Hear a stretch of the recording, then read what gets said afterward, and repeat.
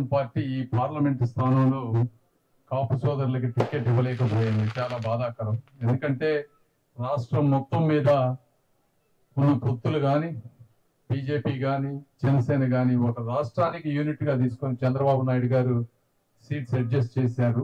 ఆ విషయంలో మనం చేయలేకపోయాం. అయితే మొన్న నేను మా కాపు సోదరులందరం కూడా చంద్రబాబు నాయుడు గారి దగ్గరికి వెళ్ళాం. కనీసం రేపు గవర్నమెంట్ వచ్చిన తర్వాత 2 ఎమ్మెల్యే స్థాయి స్థానాలు 2 ఏదో ఒకటి ఇద్దరు వ్యక్తులు మంచి వ్యక్తులకి చేయాలి అనేది మా ప్రగాఢమైనటువంటి సంకల్పం. ఎందుకంటే నాకు తెలుసు మీ మనోభావాలు ఎలా ఉంటాయనేది. కాబట్టి అదొకటి గుర్తుపెట్టుకోండి. రెండోది, కిలార్ రోసయ్య గారు ఈ ప్రాంతంలో నాకంటే మీకు బాగా తెలుసు. వాడి గురించి చూస్తా ఉన్నాను. వచ్చేటప్పుడు గుర్రపు డెక్క అంతా చూస్తా ఉన్నాను. ఆ తొవ్వే గ్రావలేదు, కనీసం ఇది దువ్వుంటే కనీసం నీళ్ళన్నా వచ్చాయి మీ అందరికీ అని చెప్తా ఉన్నాను. కాబట్టి నా వయసు 47 సంవత్సరాలు. ఎవరిని అడిగినా నా 46 ఏళ్ల జీవిత ప్రస్థానం ఎలాంటిదో తెరిచిన పుస్తకం.